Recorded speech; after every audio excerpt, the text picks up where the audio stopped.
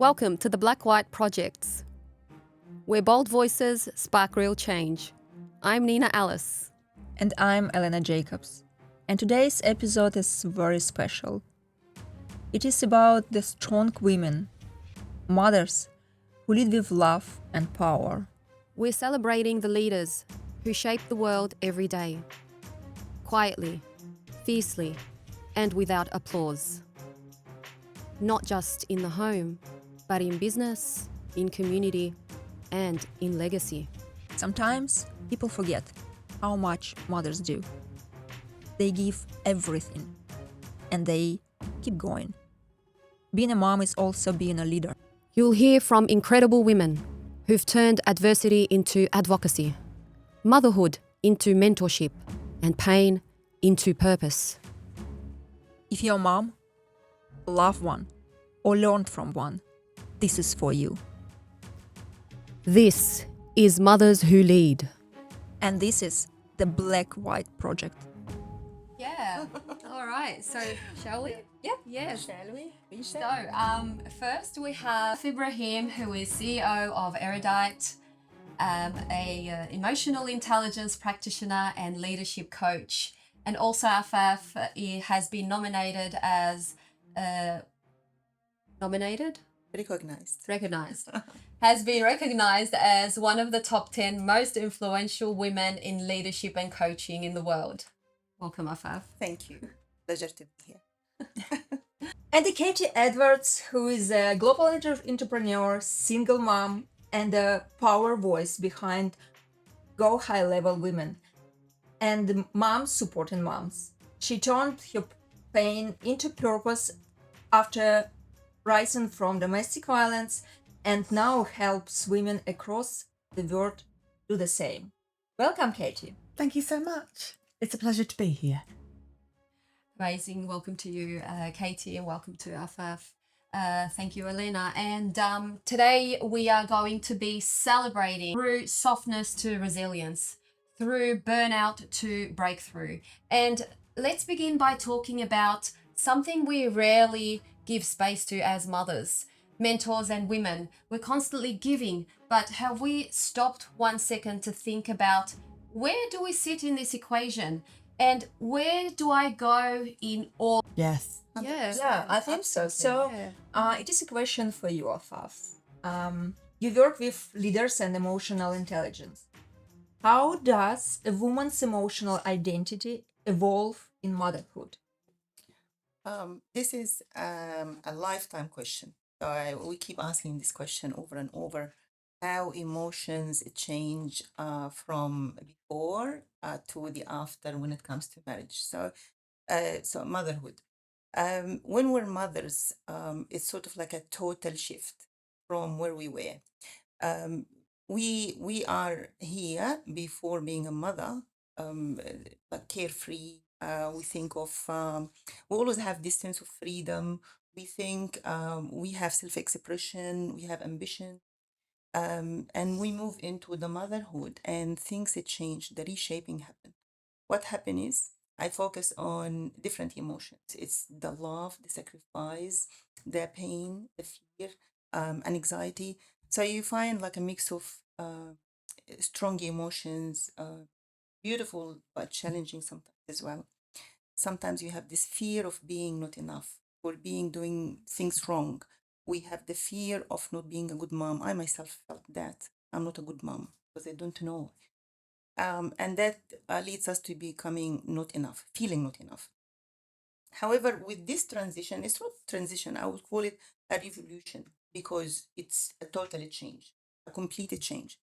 In doing that, it's not the process of losses. It's not losses. It's not shrinking. It's mainly expansion because you expand to become the stronger, the more capable of doing things, of more understanding, of more depth. So if we see it from this angle, we'll feel better, and emotions will be more stable, and this is where we can have a voice. Wow, it is so beautiful. And we spoke before about this, and we spoke about how many personalities goes inside one person. Isn't it Absolutely. amazing? Yeah. And Absolutely. you can be wherever you want. Not you want, Yes. wherever someone wants. Yes. We have all of this power, but we don't have The connection. ourselves. Exactly. We disconnect with ourselves. So like you try to do everything for everybody else, but not self. Yeah. And once we lose this connection with inner self, we become feeling lost. And this is not a good feeling. So the key is to reconnect with that core self. Yes. Yeah. So nowadays it is a lot of women, they struggle with this, to connect with Absolutely. themselves. Absolutely. So how do you stay connected with your voice while raising your child? Oh, this is question. How to stay connected? The first point is to acknowledge the disconnection. So you see there is a disconnection happening, and from there, you start a process. It's to bring that back. It's a process. It's not like a quick fix. You start by changing the language use. So how you speak to yourself is critical. um, Starting to self express, start to talk about your feelings, your pain, your needs without feeling guilty, without regretting, without feeling failure. It is really critical. And that can happen with very simple tools like you can speak to your partner, speak to a mother group. And as Katie mentioned before, she started to connect with community, connect with people that you can trust. Or if you don't have that, you might just to journal your feelings, your needs, your boundaries, understanding that when you journal, you're going to structure how things look like. And this is how you become confident about voicing your needs and boundaries. Yeah. Yeah, I know what you mean. It is actually, I do this practice, and It works. yeah, You it know, works 100%. And when you actually, you look at when you started, and in a year, for example, you can read it again and you understand, oh my God, it is actually my thoughts, my thought pattern has changed. it's like polarize Yeah. everything. And there is a psychology, like there is a connection between your handwriting. Don't type it. Yeah. Your handwriting and your brain. The number of muscles work when you write with your hand brings more power to your brain. So you feel like, yeah, I'm in control. And this is part of emotional intelligence. Like self awareness is a major thing. Journaling is the key to self awareness. This is the starting. Yeah, that is why I have, I don't know, 10,000 of the journals. Yeah. I love notebooks. That's good. That means you're really self aware. Yeah. Amazing. All right. Nice. Love it. Afaf. Love it. Katie, your journey and your story is such a powerful story, and it's so transformational. And you have a beautiful son, Harry. I do. Yes. And I want to ask you, Katie, how did motherhood um, give you a sense of self when you became a mother? So, how do you see that? Well, I think that my journey was significant walking into motherhood because I didn't actually always wanted to be a mom. And when I knew I was ready, that was it. I literally submitted everything I had into wanting to be a mom. But when I became a mom, it was such a hard journey that I wasn't prepared for, that it took a piece of me away. And although unfortunately I did have a traumatic birth, I had a bit of a traumatic pregnancy towards the end. Becoming a mum was really hard, and I think it was one of the hardest journeys that I've ever been through in my life. And one of the biggest things it actually did for me and to me was it took away my identity, which I became not only just a mum, but I just became somebody that was reliant upon me 24/7. And that in itself was really hard. And not that I didn't enjoy motherhood, I just don't think I was prepared for it. And especially single motherhood. And although I was with a partner, to obviously conceive my baby, but that's really all he did. The motherhood journey was alone. It was very lonely. It was hard, and I had to learn things myself. So it was through doing education. It was reaching out to community. It was finding other mums that had been through a certain similar aspect to what I'd been through, being lonely. Because Yeah. being a mum is a very lonely journey until you find your tribe. And I think until you can talk about those, those aspects that you really love about being a mum, and also the things that you can improve on being a mum, are those things where you start to truly find yourself again. Because I was lost. I was a really lost soul for a very long time. Yeah, it's amazing how sometimes when you find other mothers who are going through the same situation as you are, and you kind of like slowly start to find yourself and your identity, right? So, And I really wanted that back. yeah, I was loving being a mom, but I was just like, there's more to life out there than just being a mom. yeah, And it's very hard to kind of understand, because some people say, well, wasn't your heart just full being a mom? And yeah, the yeah, answer is no. yeah, yeah, I knew that I was made for more. yeah. And now seeing you flourish and do what you love best. So, was there anything else other than connecting with other mothers and powerful women that empowered you and pushed you to reach your full potential? Yeah, it was realizing the trauma that I'd been through and actually facing it. Speaking about it in a realistic term, speaking to other moms, what they'd been through, and how to actually navigate being a mum, a single mum, a mum to an autistic child, and a mum that was building a business and wanted more out of life. So the aspect of having to manage and juggle all of those things were like, where do I start? And who am I? And where do I belong? And all of those things seem to, I challenged on each individual aspect, and then started to make my plan and put it all together. And then I started to find these magical women that had been through similar things. Not everybody is the same, because every journey is different.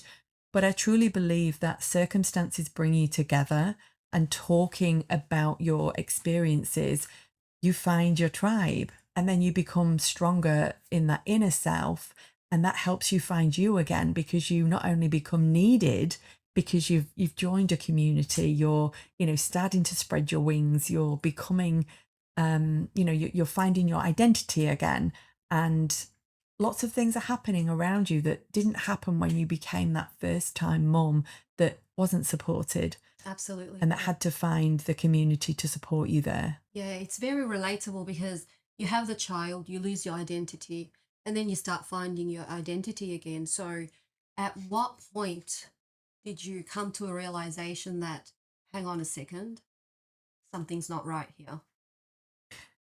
Well, it was the very pivotal moment when we'd actually escaped a domestic violence situation. Okay. That was it was a severe situation where we ran. We ran for our lives. We ran with the shirts and the clothes on our back.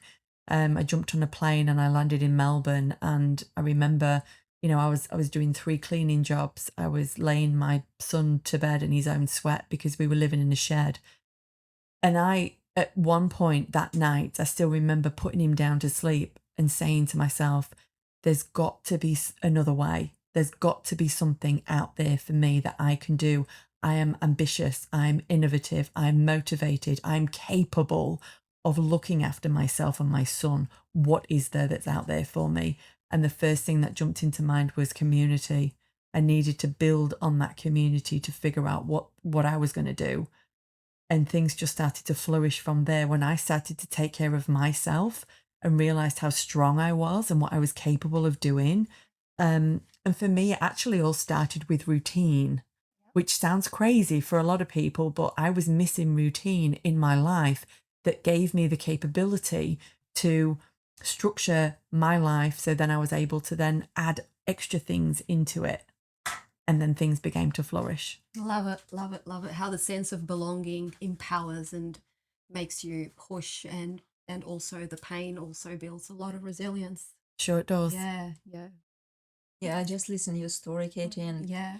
it is so It is, I think, for each of the women who listen right now, it's a very powerful story. And what can I say? It is a lot of huge number of the women in the world, they struggle. They lose their voice in a motherhood, and they just stuck. They just stuck in between business, between family, between relationship, between by their self and the world. Um, Afaf, Yes. it is. I was I was thinking how to ask you that actually it will help not only me, help each of us, and help to our listeners. How do we begin to reclaim that voice? Emotionally, mentally, spiritually, physically, maybe. Yes. Reclaiming your voice. So your voice already there. It's inside you. Reclaiming will start from deciding. It's making a decision, having a choice that I will listen to that voice. Um, your voice is very powerful because you are in a position where you're role model for, say, children. If you are in a team that you're working with others, you're role model for that. So your voice comes in as a priority. We lose this voice, or this voice is quietened because of, or I would say, silence, because of the too many things that we need to do, and we believe that we have to do it for everybody. So everybody else, whatever they need, I need to do it for them, but we don't think of ourselves, and this is where the disconnection happen, and the voice is not there. To reclaim your voice, I think the first thing you need to do is to tell the truth. The truth is about how you feel. The truth is about what exactly your needs are. The truth is that you can't do something. The truth is that no, I don't like doing that. So if there is a situation where you feel like it does not sit with you right, then say no. This is a complete sentence. You don't have to feel guilty about it. You do not have to regret saying it. Yeah. You just need to go through the discipline or the routine, as Katie mentioned, the routine of taking care of myself, voicing how I feel, voicing the boundaries. So, values, boundaries, needs, feelings, all these things are internal, but you need to bring them externally. For example, you can delegate some tasks to your children or other people in the workplace. You don't have to exhaust yourself to feel that you have a worth. Resting is needed. So when you need rest, say I need rest. When you feel like someone is crossing boundary, say this is a boundary you cannot cross. When you have values, you just align by. And this is where all starts. It's like alignment. Have some alignment to what you like to do, what you feel like doing, and others need to respect. Once you make your boundaries um, clear to others, your needs will be respected and your feelings will be respected. And this is what you need. We spoke about how you take care of yourself in the case of emergency before. So if you feel like there is a situation where you need to take care of others, you need to say something about it. But you must take care of yourself first, and you need to say something about it. So you will say, all right, in order to take care of you, I need to take care of myself first. So I need to preserve my energy. I need to live within my own space. I need to do things that I like to do. And just having a routine around it, a process to instill that, will make everybody around you hear your voice. We lose, we disconnect actually with ourselves, and this is where the voice is being not there. But you need to think, not because you are a mother, you are a caregiver only. You're actually a woman, Mm. and a woman with depth, with strength, and with a voice that deserves to be heard. So it starts from the perception. Once we perceive that this is who I am, things will change.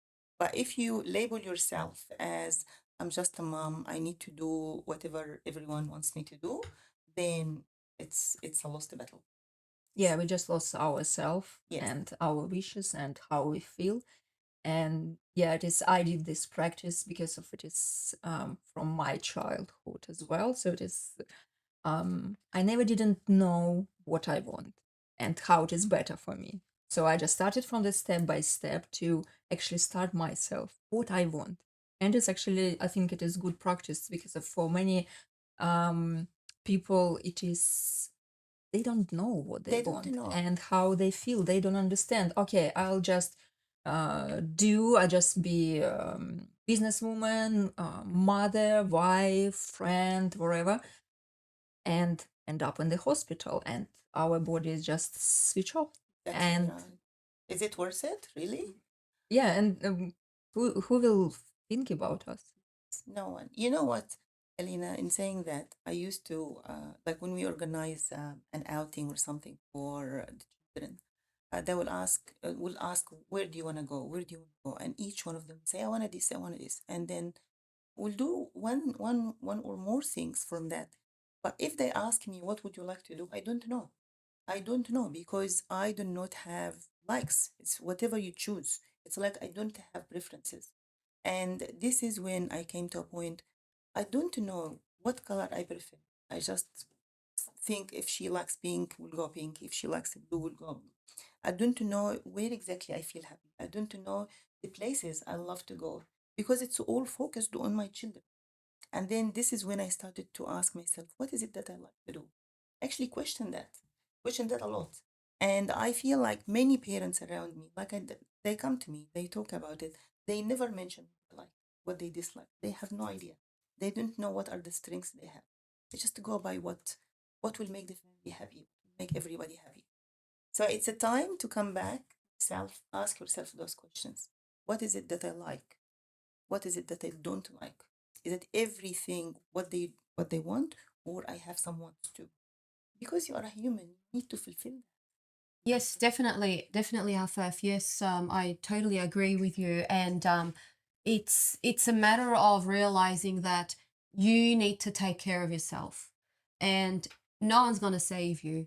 You need to make this decision that I'm going to take care of myself. I'm going to pamper myself. I'm going to do everything for myself with no expectations, Yes. right? And Katie, for example, wow, you look amazing in pink, and you look so gorgeous, and clearly you do take care of yourself. So if you can share with us and our listeners to how do you take care of yourself, what do you do to look so gorgeous? Oh my gosh. I just love the woman that I've become. Yeah. And I think that when you look in the mirror and you love what you see, you can do anything, you can wear anything. And it's like, okay, what lights me up every day? My sparkly shoes light me up every single day. So I'm like, even if I'm going to the shops, I'm going to put my sparkly shoes on. Yeah. I love pink. I love bright colors. You know, I'm a vibrant person. And when I realized that is who I am, and not to be ashamed of doing anything or going anywhere is me, and projecting that vibrancy. You know, you could walk to the shop, you could go shopping up to the local mall, but you could wear your favorite dress, you can put your favorite perfume on, because how amazing do you look and feel when you get dressed up and be your amazing, like 100% self, that you can step out. You don't have to wait to get glammed up. You don't have to wait for an invite to do something. I say do it immediately. And that's when I just enjoy putting my makeup on. I enjoy, you know, walking out with confidence, because when you walk out and people look at you, they see, they feel, and they look for leadership. I truly believe that other women look for leadership. So if they can see a woman that's in control of her looks, her ability, the way that she walks, the way that she talks, the way that she progresses herself in life, that is leadership to me. And I see other women doing it, and I'm like, I want to be like them. So I have to take actions in my life that's going to make me feel like that as well. So I really enjoy just getting dressed up and feeling amazing, so we Yeah. can all kind of, you know, have that feeling every day. Yeah, definitely, Katie. And it also feels like there's an element of acceptance, 100%. accepting what you see in the mirror, Yeah. accepting that I love my imperfections. I am perfect in my imperfections, and shifting that mindset that this is who I am, this is what I love, and this is how I'm going to present myself every single day with my sparkly shoes, with my gorgeous pink outfit, like a beautiful flower, like those beautiful flowers who are presented to us from our sponsor, Fereste, and who is from AFA La Javarde. And you can order those flowers for Mother's Day on Instagram. You can reach her on Instagram, which is Angel Advertising, and she will definitely take good care of you. And when I see these flowers, Katie, I look at you, and you are a flower. You are definitely a flower. It's the And pink. and so is Elena, so is Afaf, and so am I. I'm the red rose. So yes, each woman is a flower and beautiful in her own way, isn't it? Right? I say that we're all Absolutely. unicorns. Unicorns. We yeah. are the unicorns. Absolutely unique in every way. Thank you so much, Fereste, from Angel Advertising on Instagram for gifting us those gorgeous flowers for Mother's Day, who has been our major sponsor today and our biggest supporter today, as well as Randall behind the cameras, behind the lights, behind the video, behind everything, behind the cables. Make sure you don't trip off those cables.